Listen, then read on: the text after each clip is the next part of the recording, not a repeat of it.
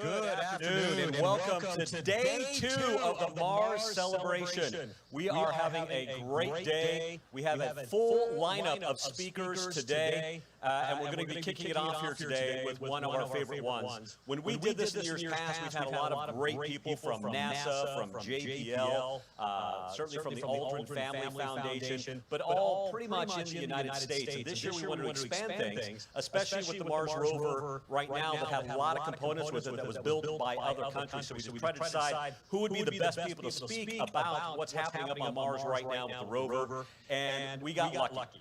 The weather portion of the rover was built by Spain.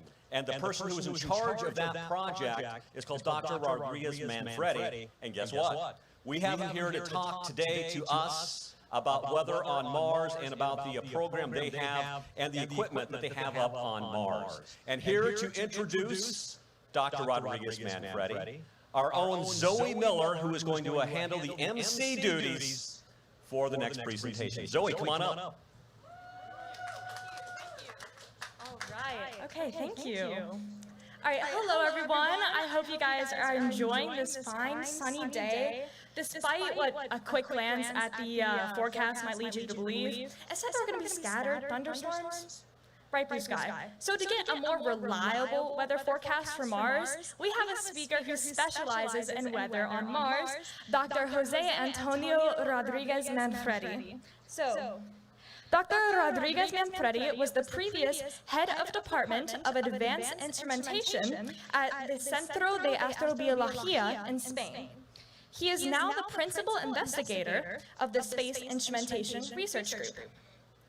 He has worked on many instruments aboard Mars rovers. These instruments aim to characterize the environmental and subsurface conditions on other planets. All right, gonna hand it off to Dr. Rodriguez Manfredi. Hi. Very good Spanish, are we? So, well, good afternoon, everybody from Spain. Thanks for being there, despite being a few months late. Happy New Martian Year. And, well, of course, I would like to thank the Mars Robotics Association for the kind invitation to participate in this year's festival. So, moving to the action, you sharing your screen. I don't have signal from the presentation. Oh yes, got it.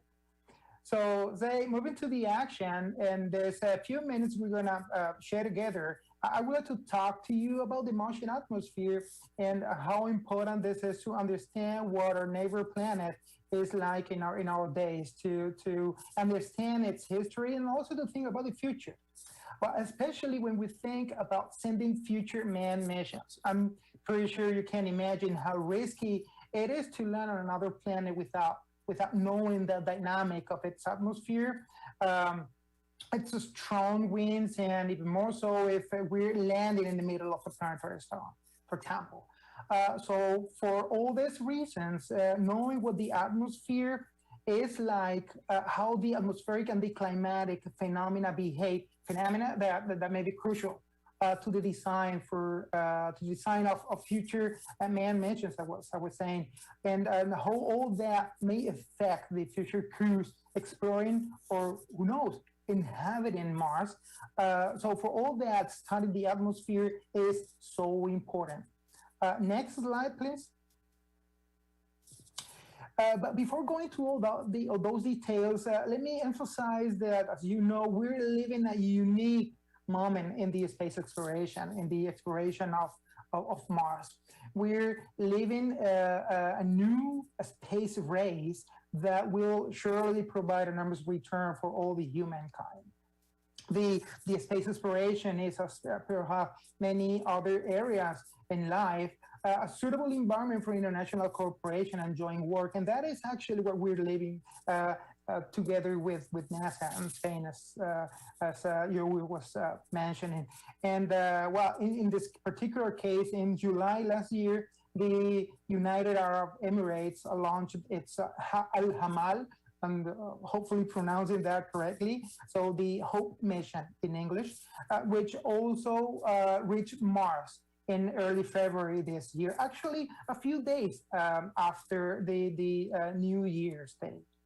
One of the objectives of this mission, which involves several American and European scientific colleagues, is to generate the first global image of the planet's atmosphere, trying to provide data to understand why the atmosphere has shrunk and escaped into outer space, and well, eventually whether it could be restored.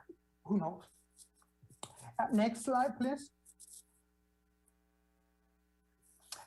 Also, you know, the Chinese Tianwen-1 mission launched days later also arrived in early February. This ambitious mission also plans to study the Martian atmosphere, the climate, and its the magnetic field of the planet. As you know, also the rover that will study the characteristics of the Martian soil and the geology has already been deployed, and so it is recording data. We don't have much more insight on those, but hopefully in the future we will find a very useful and corroborative environment to learn from each other in this case. Next slide, please.